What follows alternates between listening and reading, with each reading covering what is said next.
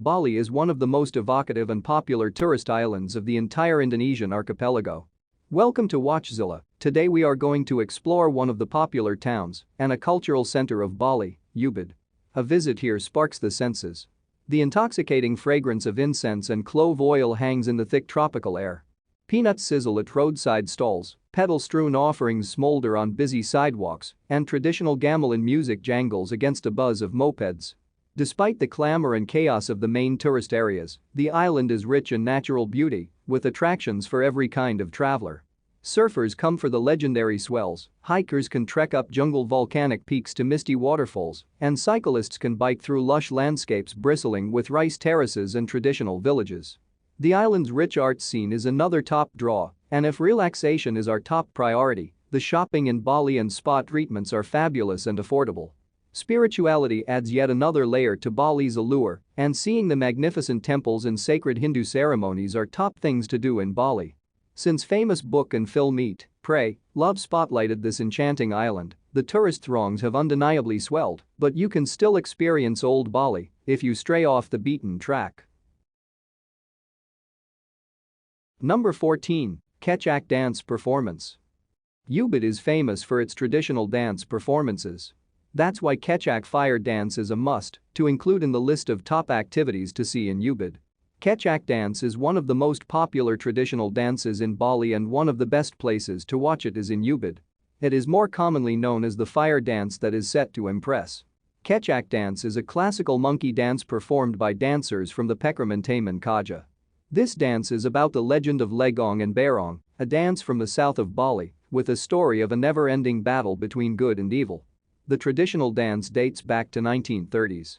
It is held in the courtyard of Paraturda Temple, the audience seated on either side of the temple. 100 men perform without any musical instrument, except for their chanting and singing. Around 60 sarong-clad men provide the soundtrack of haunting chants, while dancers recreate a story from the Ramayana. Their performance is based on the epic from Ramayana that they recreate in front of their audiences. If you are looking for what to do in Ubud, this is a little different and unique. Unlike commercial performances that are crowded, these are relatively more fun to attend. It is less busy and commercial than the performances in the center. All 150 families in the village are involved and proceeds go towards temple activities. Watch this dance at its origin at the road to Sanar within Ubud and you will definitely enjoy the authenticity of it. Number 13. Ubud Market. Don't think shopping is a form of wellness? You've clearly never heard of retail therapy. And the Ubud Market is the perfect place to get your retail therapy fix. Made famous by Eat Pray Love, this market is located in the center of Ubud. This double-story market is located at Jalan Raya Ubud, just around the corner of Jalan Monkey Forest. Ubud Market is actually a series of different markets throughout the day and may look familiar as it was used as a location for the film Eat, Pray, Love starring Julia Roberts.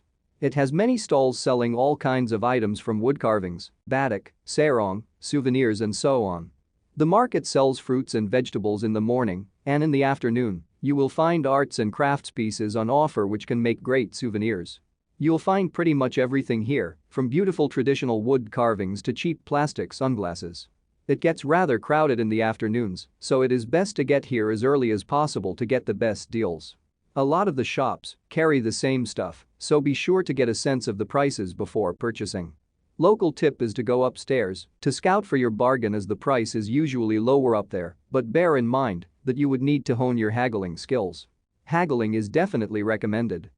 Number 12. Yoga Barn. Even if you're not a practicing yogi, it's worth going to the famous Yoga Barn for a class. Ubud is known for its retreats, and one of the best loved is the Yoga Barn. Known as one of the best yoga studios in the world, Yoga Barn has a variety of classes from beginner to expert. The place is open for everyone who wants to give a shot to yoga once in their lives. Even people who know nothing about it can come and attend the classes, and several people who did take the class claim the experience to be refreshing, not only for themselves physically but also spiritually. Here you will find a range of classes of all different levels of ability, and there are 5 different studios to choose from which have been designed to be open plan, meaning that you can take in the idyllic surroundings at the same time. One of the biggest draws to the classes is the opportunity to practice overlooking a beautiful jungle landscape. You can either come here for a class or stay longer and sign up for a cleansing program which requires a 3-day commitment. Classes fill up, so be sure to get there early to get a spot in the front. You can put your name down and then grab a juice at the studio's cafe. The place is a gateway from all your worldly problems and tensions. Number 11. Purigan Angkawi.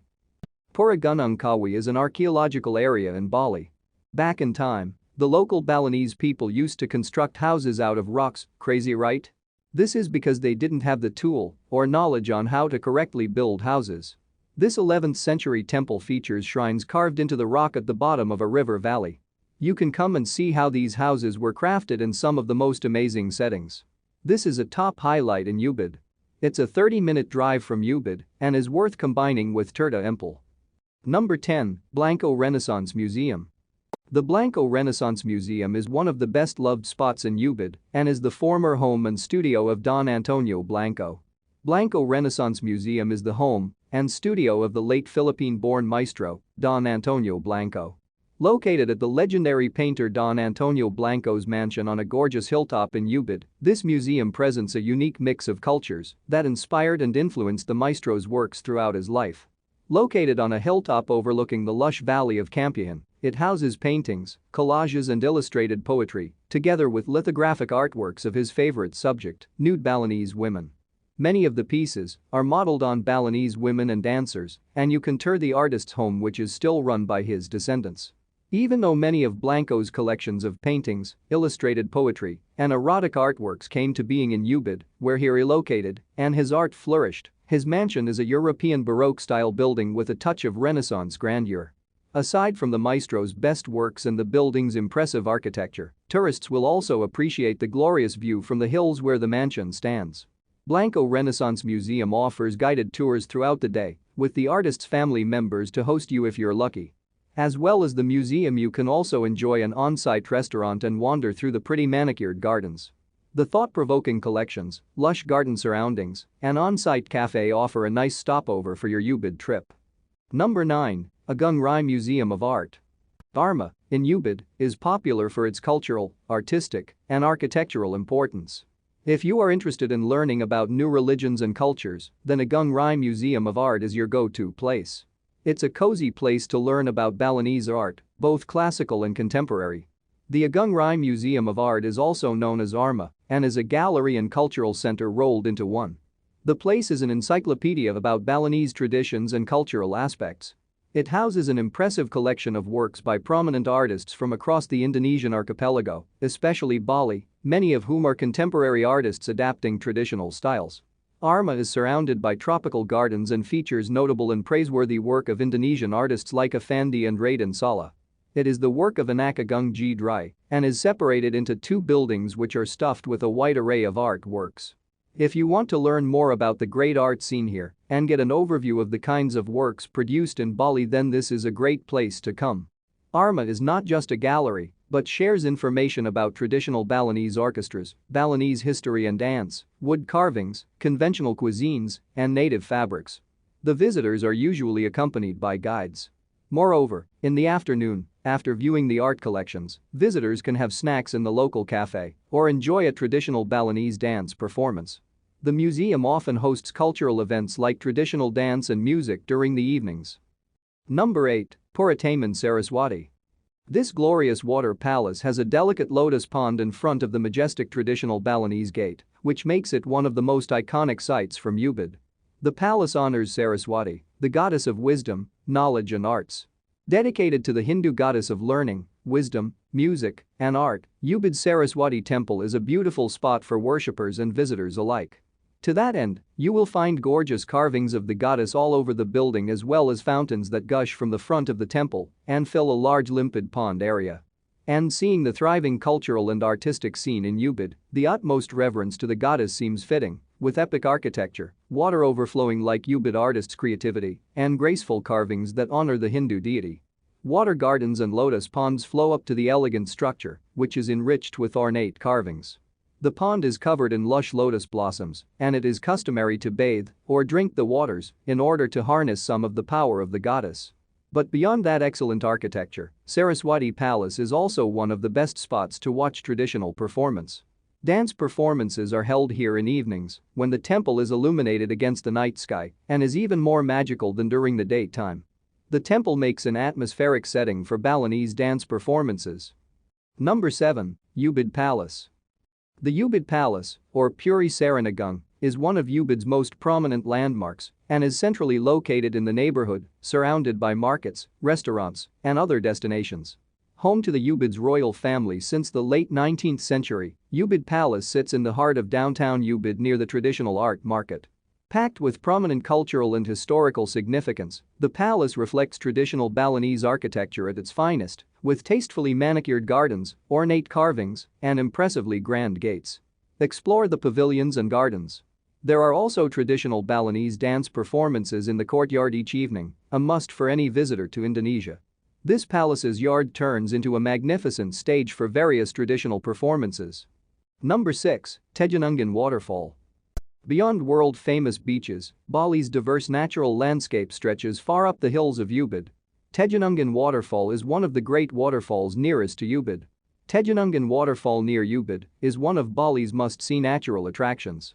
Not far from Ubud, Tejinongan Waterfall foams in a white cascade over black stone cliffs into a quiet pool. It's halfway between Ubud and Bali's provincial capital of Denpasar. Getting to the falls from Ubud is a pleasant 30-minute drive down paved village roads lined with stretches of green rice fields on both sides. At the entrance you'll find ticket booths, art and souvenir shops, together with warings selling snacks and cold drinks. From there, it's about a 5-minute walk to reach the falls. It's best to hire one of the local guides to show you the way. Dense foliage frames the cascading waters of Tejinongan Waterfall, and the water volume is impressive at almost any time of year. The waterfall is surrounded by Ubud's signature lush greeneries and tropical highland ambience. At around 66 feet high, it's an impressive flow, and that's not all the site has to offer. It is safe to hike and explore up to the top of the waterfall. On certain days when the water is high enough, it's safe to do a 10-meter cliff jump and plunge into the cool water below. Beside climbable cliffs, a secret smaller waterfall and simple food stalls, a charming grotto houses a sacred spring. Number 5. Goa Gajah. Goa Gajah, also known as Elephant Cave, is another popular temple to visit near Ubud. The Goa Gajah Bali or the Elephant Cave is located 6 kilometers out of central Ubud. The weather in Ubud makes the trip even more enchanting than it already is. One of Bali's holiest Hindu sites is a grotto with a history dating back more than 1,000 years. In the 11th century, the Goa Gajah was built as a spiritual place for meditation. The cave has a relic-filled courtyard, bathing pools and fountains, rock wall carvings and a central meditation cave. Goa Gajah has uncertain origins, but it's believed that it once served as a sanctuary for Hindu priests to meditate or even sleep. When you arrive, you'll walk down a flight of stairs to the cave entrance. The cave has various Hindu as well as Buddhist structures and indentions which indicated where meditating priests centuries ago sat. Goa Gajah's entrance makes a menacing first impression, carved in the likeness of a gaping mouth of a demonic creature. To walk into the cave, you'll enter through the mouth of a demon carved into the rock. The facade of the cave entrance features several relief carvings of various mythological creatures, and while no one is sure what they represent, local lore says that an elephant was the protagonist of the drama depicted in the carvings, hence the nickname Elephant Cave. Inside you'll find paintings, shrines and small statues. The courtyard just outside the cave has more recently excavated decorative bathing pools, adorned with carvings of partially clad females pouring water from urns. The location of Goa Gajah too is strategic as it is built on a hillside where 2 streams meet forming a river junction which is considered sacred by locals. The cave itself is rather small, a T-shaped space with several small ledges and a statue of Ganesh added after the cave was excavated. Visitors to Ubud enjoy coming here to check out the sweet architectural stone and take some great photos of this top temple in Ubud. It gets pretty busy at Elephant Cave, but considering its proximity to Ubud it's still worth a look. Number 4. Paraturda Temple. Paraturda Temple means holy water spring, which is at the heart of this beautiful temple. Paraturda Temple is an important temple complex and holy mountain spring in Bali. Legends tell stories about a feud between a king named Mayadanawa and Lord Indra, the Hindu god for the heavens, storms, rains, and river flows. While fleeing the god, King Mayadanawa crafted a poison spring that brought down Lord Indra's troops. But the god immediately created another spring that healed his men. That magical spring continues to be a source of healing and purification, distributed through stone-carved spouts that pour sacred water into the purification pool inside the temple. The spring feeds various purification baths, pools and fish ponds surrounding the outer perimeter, which all flow to the Tukad Pakarasan River. The central courtyard houses a purification bath lined with 13 sculpted spouts. It can be tempting to try out the purification bathing ritual yourself, but the formal routine is strictly meant for pilgrims and devotees. As with any temple visit in Bali, it's always important to dress respectfully. Women on their periods shouldn't enter the temple or any sacred site and may enjoy the sights and attractions around the outer perimeters. Number 3. Campion Ridge Walk.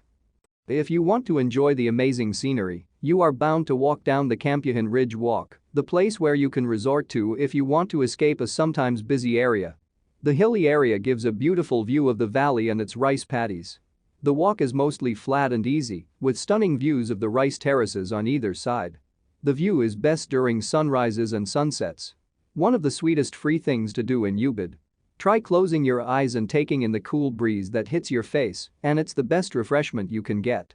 The entrance to the Campion Ridge Walk is just outside of the Ubud city center. The Ridge Walk is near the monkey forest, so you should visit both of the Ubud tourist attractions. This is a free activity, and all you need is some water and a camera to enjoy this awesome hike in Ubud. There's very little shade cover, so you'll want to start really early in the morning and make sure you've got plenty of water and a hat. As soon as the sun starts to get hot, you'll basically be baking during your walk. The entire nature trek is 9 kilometers, so you can definitely get your steps and really work up a sweat.